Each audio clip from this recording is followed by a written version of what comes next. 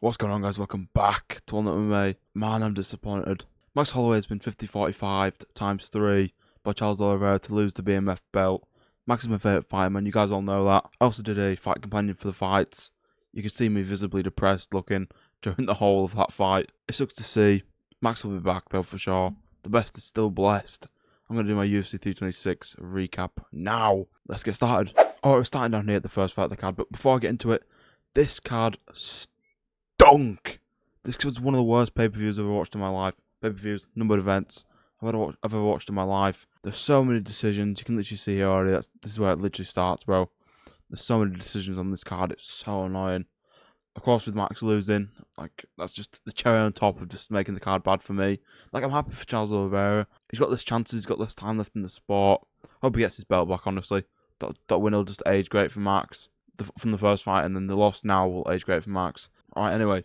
Luke Fernandez, Rodolfo Bellato. I'm going to quickly try to go through this because I'm just annoyed just thinking about this card. Rodolfo Bellato wins by KO TKO. Ground and pound, I'm pretty sure. Caught him with a nasty uppercut, something like that. He got a performance of the night for that. Damn. The UFC must have been looking for him to do that. Otherwise, they would have been cut. Luke Fernandez was controlling the fight. He was doing pretty well. He was winning. Obviously, he was the favourite to win because Rodolfo Bellato's had such a awful run in the UFC so far. Luke Fernandez was looking good, but he just got caught and then finished. The UFC will probably keep Rodolfo Bellato now. Don't know why he got performance of the night bonus. What's that about? Definitely not performance of the night. Anyway, whatever. Good for him, I guess. Rafael Tobias, DR, Nurgazai. The fight was pretty close. They're both landing the first shots. They're both landing heavy shots too. As far as there wasn't a finish during this fight. Nurgazai won though over 3 rounds. Some of these fights were in the middle of being boring and not being boring. This one was kind of boring. I don't know how Nurgazai wasn't the favourite for this fight. Did I pick him to win? I actually can't remember. I picked Bellato to win. People are clowning me once again for picking Bellato. So fuck you. I'm gonna have to do that on YouTube. I don't know. Anyway, moving on, man. Jesus Aguilar, Suidaji. I picked Suidaji to win. Good shit. Completely outclassed Jesus Aguilar. Jesus Aguilar being 5'4", just way too short for the division. Where could he go? He's not that short. He's not too short, man. But Suidaji's massive. He's 5'8". I say massive for the division, I guess. Completely outclassed Jesus Aguilar across 3 rounds. Maybe it was 30-27. I can't remember the scorecards exactly, but yeah. Great win from him. On to the prelims now. Honestly, not that bad.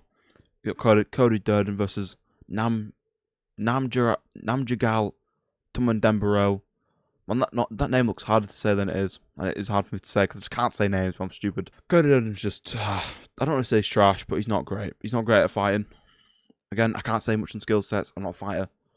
But just from what I see, he just wasn't great in this fight. Tumandembarel was cheating a bit during the fight. I didn't really like that, but he clearly won it decisively over 3 rounds. Maybe another 30-27 fight. A lot of these fights were very one-sided.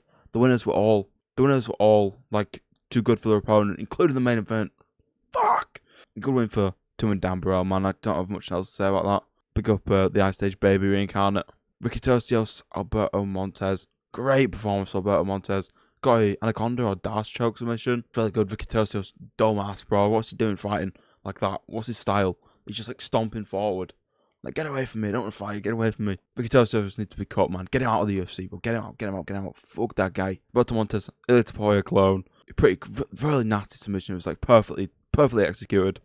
Great fight. Great watching him strike as well. He's really great striking. His kicks were great. Man, it's great. Overall great fight. I can't wait to see who fights next. Gonna probably be excited for most of this guy's fights moving forward. Dante Johnson, Cody Brundage. Dante Johnson should have slimed out Cody Brundage. What are you doing? It's a couple of weeks notice for this fight. And you don't slime out Cody Brundage coming off a 35 days since his last fight. What the fuck? Stock's gone down for Dante Johnson for sure. The way he dispatched of Sarikas Dumas. I don't know, man. He minus 800 favourite. What? And he scraped the win.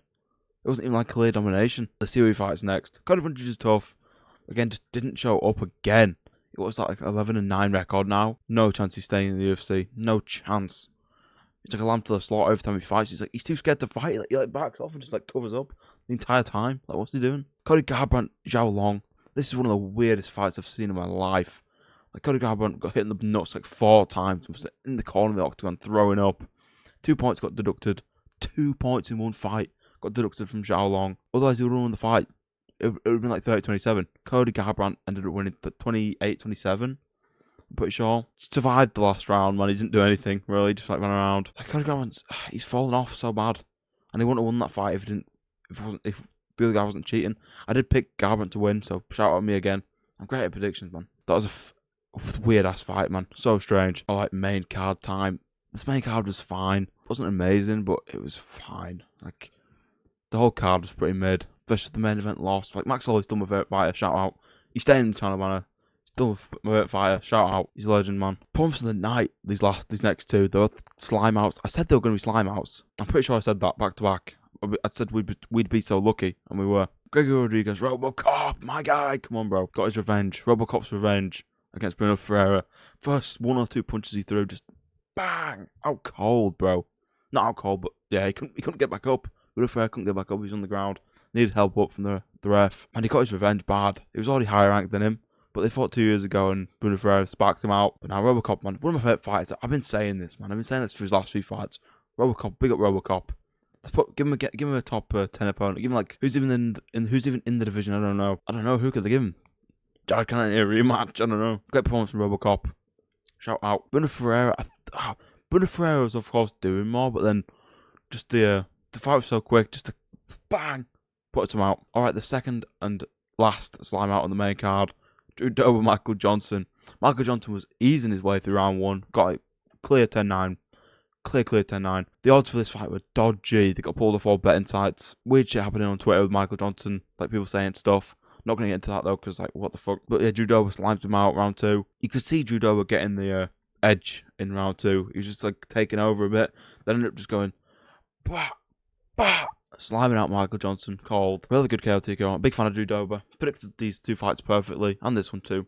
And Raul Rosas Jr. winning. It was either before this fight, Rob Font Rosas Jr. or after. It was either before or after the White House card got announced too. I will be making a video going through that. I was going to do it in this video, but I want to kind of separate them. So I've got videos for the week, if that makes sense. But yeah, let's move on to Rob Font Rosas Jr. Raul Rosas Jr. Yeah, out-grapples Rob Font the entire time pretty much. It was a pretty fun fight. The grappling wasn't that bad. You know, there's not really much to say on this fight. Apart from Raul Rosas Jr. getting a pretty dominant win. Was it like 2 rounds to 1? Rob Font, I think Rob Font took the first round and just kind of got taken over in the grappling by Rosas Jr. for the last 2 rounds. Not really much went on in terms of big moments. It was just kind of like a solid coast do for Raul Rosas Jr. He's only 21, man. He's got a lot to learn. Says he wants to retire at 25.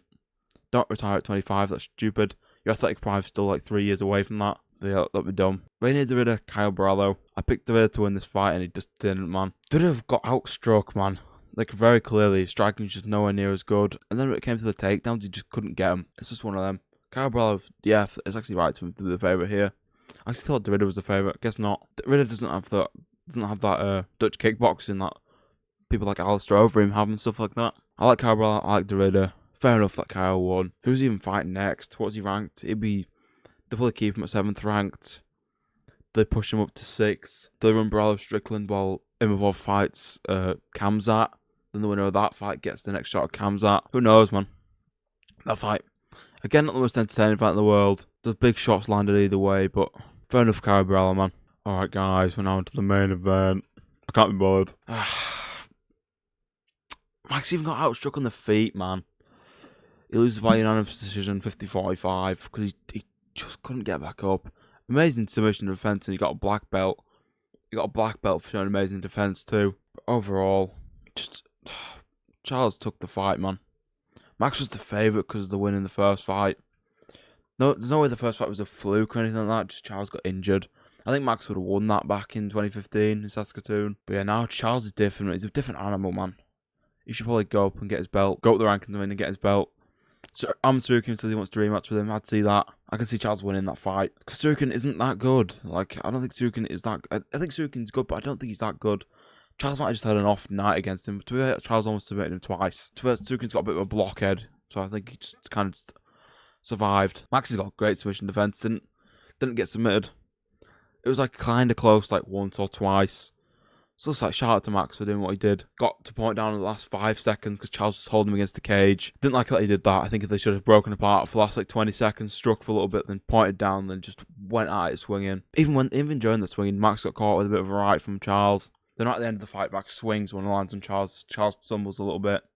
That's actually really cool here. Look, you can see his Pokemon tattoo. That's actually fire. That's really cool. One of the best tattoos in the UFC, in my opinion. Totally not being biased to the fact that I like Pokemon a lot, but you know, it is what it is. This fight, man, I'd say it was boring. I was tweeting some crazy stuff yesterday, getting loads of likes on it for some reason, and then just like floods and floods and floods of hate comments. It's like, your guy won. Like, why are you attacking me, man? Don't attack me. Just come getting a bit salty, man. But yeah, take it back. I'm a big fan of Charles Oliveira. If Charles was fighting anyone else but Max, I would have been rooting for him. But it was Max, man. Max got to defend his BMF belt once.